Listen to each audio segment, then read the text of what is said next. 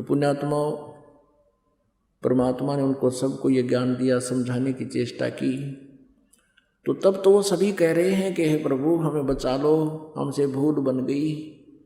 तो परमात्मा ने कहा कि जब तुम जाए धरो जग देहा, तब तुम करना मम सत शब्द स्नेहा। तो अब ये ज्ञान परमात्मा की दया से ये प्रकाशित हुआ है। तो उस समय परमात्मा ने कहा कि तुम जिसको निराकार बताते थे, जिसको तुम परमात्मा मानते हो, वो भगवान नहीं है, वो तुम्हारा शत्रु है, तुम्हारा काल है।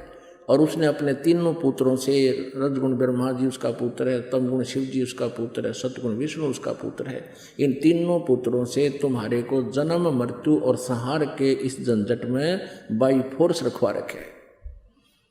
इसको 1 लाख मानव शरीरधारी प्राणियों का आहार करना होता है, और तुम यहाँ बैठे हो 1 लाख यहाँ भूने जा रहे हो। अब मेरी कृपा से ये जलन तुम्हें महसूस नहीं हो रही। जब उनको ये पता चला कि सचमुच ये परम शक्ति है, परमात्मा को पता था कि इनके मन में भ्रम ना रह जाए।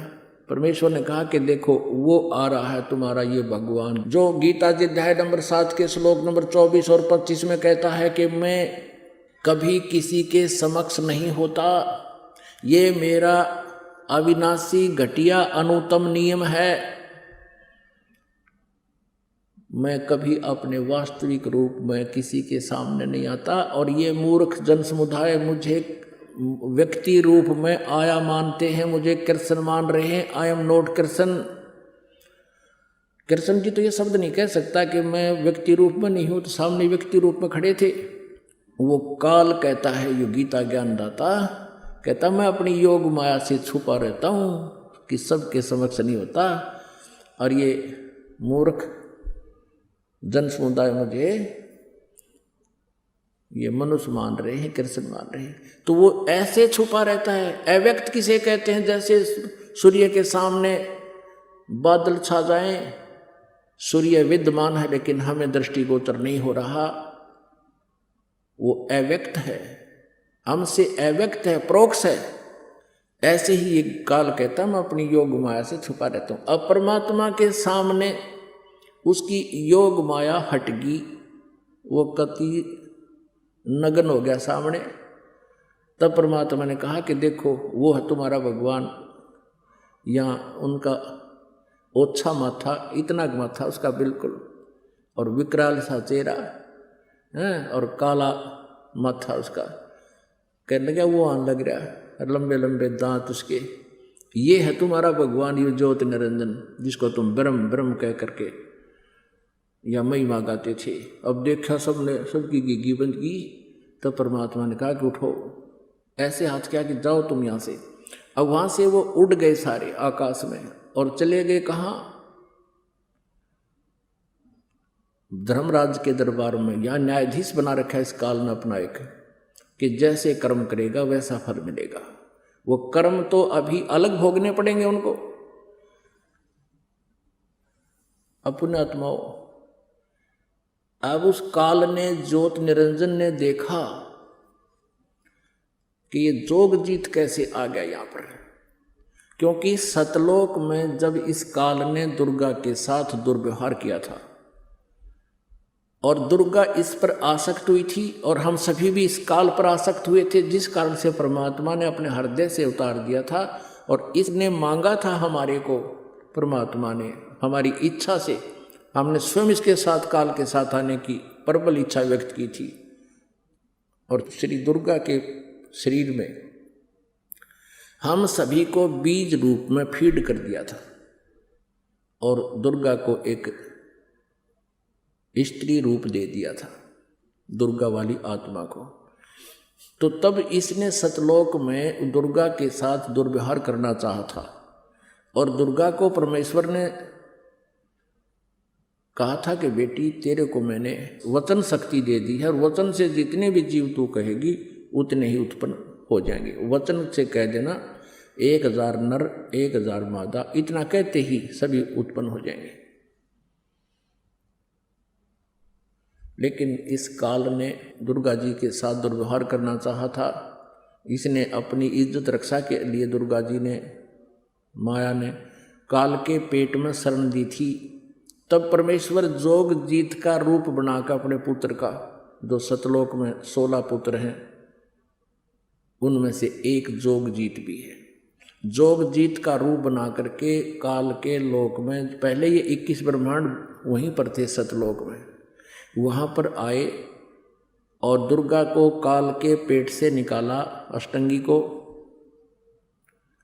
और इन दोनों को 21 ब्रह्मांड समेत जो काल ने तप करके भगवान से प्राप्त किए थे 21 ब्रह्मांड, इन 21 ब्रह्मांडों समेत परमेश्वर ने जोग जीत रूप में प्रकट होकर के वहाँ से निकाल दिया था कि तुम यहाँ से चले जाओ।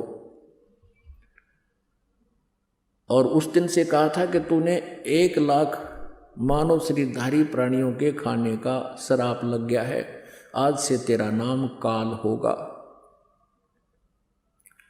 तो उस वहाँ इसने फिर हाथ पैर भी जोड़े थे, मुझे माफ़ करवा दे भगवान, तो पिताजी से जोगजीत मुझे क्षमा करवा दे, मेरे तो गलती होगी, मुझे यहीं रख लो। तब कहा था कि अब तेरे लिए कोई ठिकाना नहीं, तू यहाँ से निकल जा। 21 ब्रह्मांड सतलोक से चल पड़े विमान की तरह 16 शंख कोश की दूरी पर, एक कोश लगभग 3 किलोमीटर का होता है। 16 शंख कोश, नील पद्म शंख, इतनी दूरी पर आकर के ये ब्रह्मांड 21 यहाँ पर चक्कर काटने लगे प्रभु की वचन शक्ति थे। तो काल ने देखा कि जोग जीत आज मेरी जो डायरेक्शन में आ गया, अब एकदम भयंकर हो गया। जोग जीत जी रूप में परमात्मा को देखकर, कबीर देव जी को देखकर, सतपुरुष को देखकर वो पहचान नहीं सका, मंदबुद्धि। उसने अपनी सोच से सोचा कि जोग जीत को हो सकता है परमेश्वर ने, पिताजी ने भेजा हो,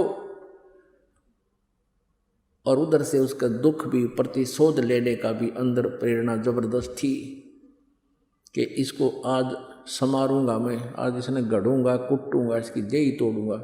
इसने मेरे को वहाँ से निकाला था, यूँ कैसे आ गया मेरे लोक में। इस उद्देश्य से विकराल रूप धारण करके कहने लगा, जोगजीत पहले तो मुझे परमात्मा का कोई तू संदेश लेकर आया तो वो बता दे, क्या आज्ञा है उनकी। और जोगजीत आज तुझे मैं छोड़ूंगा नहीं, तूने मेरे साथ वहाँ बहुत बदसलूक किया था, मैंने तुझसे प्रार्थना की थी और तूने मुझे वहाँ रहने नहीं दिया था, आज तू कैसे आ गया मेरे लोक में। पुण्यात्मा, यहाँ 21 ब्रह्मांड में इसी वृत्ति है हम सबकी। अब परमेश्वर ने कहा जोगजीत रूप में, मैं परमात्मा ने भेजा हूँ और तूने इन प्यारी आत्माओं की क्या दुर्गति कर रखी है। कोई गधा बना रखा, कोई कुत्ता, कोई कुतिया, किसी की टांग टूट गई, किसी की आंख फूट गई, किसी का बेटा मर गया, किसी की बेटी मर गई, हाहाकार मचा हुआ है, तुझे दया नहीं आई। और ये तपस्या पर भून रहा है, ये हाहाकार मचाई, तब परमात्मा ने मुझे भेजा है। और क्या आदेश दिया सुन ले, नीचे जाऊंगा मैं तेरे 21 ब्रह्मांडों में, पृथ्वी लोक पर जाऊंगा और स्वर्ग आदि में जाऊंगा, सब जीवों को बताऊंगा कि ये भगवान नहीं है, जो साधना तुम कर रहे हो ये गलत कर रहे हो। वो असली मंत्र मुझे दे रखा परमात्मा ने, उस मंत्र को बता के आऊँगा और ये आध्यात्मिक ज्ञान, तत्व ज्ञान सुना कर आऊँगा, सबको तेरी पोल पाड़ूंगा। तूने ऐसा जुल्म कर दिया, सबको मिसगाइड कर रखा है। अब काल ने सोचा ये तो मेरा नाश करेगा, एकदम कहते हैं विकराल रूप धारण करके धर्मदास जी को परमात्मा बता रहे हैं, कबीर जी, कि मुझे मारने के उद्देश्य से इसने एकदम मेरे ऊपर झपट्टा मारना चाहा। तो धर्मदास परमेश्वर जी कहते हैं, मैंने सतनाम का श्वास उश्वास से सिमरन शुरू कर दिया। पुण्यात्माओं, ये जो दाव हैं परमेश्वर ने धर्मदास जी के माध्यम से आप जी को भी आगाह किया है कि ऐसे कभी आप पर कोई आपदा या काल का कोई दूत, प्रेत, पितर, भूत, भैरव, कोई किसी प्रकार का देवी देवता भी आपको सताने की चेष्टा करे, सतनाम का सुमन एक बार हृदय से शुरू कर देना, वो खोज जा ना पावे, आसपास भी नहीं मिलेगा आपको। इतनी पावर है परमात्मा के इस मंत्र में। लेकिन जो सच्ची विधि से लगा हुआ है और मर्यादा में रहकर उसका सेवन कर रहा है। कबीर जी ने बताया धर्मदास जी को कि धर्मदास, मैंने जो सतनाम का सुमन किया, 2 अक्षर का है सतनाम, ये अनाड़ी संत, ये कबीरपंथी, राधा स्वामी, धन धन सतगुरु वाले गाटा जोड़ रहे सतनाम, इन्होंने सत्य नाम का नाम रखी है। ये 2 अक्षर का नाम है, इसमें एक ओम अक्षर है, एक वो तत्व, वो सांकेतिक है। ये 2 अक्षर का मिलकर सतनाम बनता है, और तीसरा सत्य वो सार नाम है। सतनाम का सुमन करते ही कहते हैं उस काल की नहीं पार बसाई, ऐसे गिर गया जमीन पर जैसे पक्षी की पंख कट जाते हैं, वो उड़ नहीं सकता, पड़ा पड़ा तड़फ रहा होता है। यहां तक लिखा है कबीर सागर में कि वो इतना भयभीत हो गया इस मंत्र के प्रभाव से कि वो पाताल लोक में भाज गया, दौड़ गया। कहाँ तो टॉप मोस्ट प्लेस पर अपने निज स्थान में ब्रह्मलोक में था। इसने ब्रह्मलोक भी 2 स्थान पर बना रखा है। एक 21वें ब्रह्मांड में इसका अपना ब्रह्म स्थान है, खुद अपना निजी स्थान है। एक इसने ब्रह्मलोक प्रत्येक ब्रह्मांड में बना रखे है। तो ये उस समय ये सबसे ऊपर वाले 21वें ब्रह्मांड में विराजमान था, वहां से पाताल लोक सबसे नीचे के लोक में भाज गया, छुप गया। परमात्मा तक कहाँ जाएगा? वो परमेश्वर वहां पहुंच गए। हाथ जोड़े, पैर पकड़े, चरण छू दिए, मैंने माफ कर दियो जोगजीत, मैं तो आपको भगवान जैसा मानता हूँ, मेरे से गलती होगी। वे तो अक्षमाई किया करते हैं, बच्चे तो गलतियाँ करते हैं। तो परमात्मा बोले खड़ा हो, यहाँ सबके सामने नहीं, चल वहीं बात करेंगे। वो फिर ले आए उसको ऊपर, फिर वहाँ वार्ता हुई। अब उस काल ने सोचा कि ये तेरी पावर, तेरी अपनी पावर से, शक्ति से तो इस बात बने को नहीं। तो उसने चापलूसी का मार्ग अपनाया, पैर पकड़े, हाथ जोड़े, तू मेरा बड़ा भाई, मैं तेरा छोटा भाई। क्योंकि जोगजीत वहाँ परमात्मा का पुत्र है, और बाद में, सबसे बाद में अंडे से उत्पत्ति परमेश्वर ने की थी इस ज्योति निरंजन की। तो कहता है तू मेरा बड़ा भाई, मैं तेरा छोटा भाई। मैं तो आपको परमात्मा पिता के समान मानता हूँ, और आपको परमात्मा ने पावर देकर भेजी है, जैसा कि आप कह रहे थे। आप जैसे उचित समझो चले जाना, लेकिन मेरी कुछ प्रार्थना स्वीकार करो और वचनबद्ध होकर सुनो। अब परमेश्वर ने कहा कि ठीक है, वचनबद्ध हो गया। बोल क्या मांगता भिखारी? तब उसने कहा कि 3 युगों में जीव थोड़े ले जाना, सतयुग, त्रेता, द्वापर में। आप कहो ना नीचे जाएंगे, सारा ज्ञान बताऊंगा, और फिर सतनाम यानी सही ज्ञान दे करके, नाम बता करके जीवों को सतलोक भेजूंगा। तो 3 युगों में जीव थोड़े ले जाना। मुझे श्राप लगा हुआ है 1 लाख मानव शरीरधारी जीवों के खाने का है, तो मेरी भूख कैसे मिटेगी?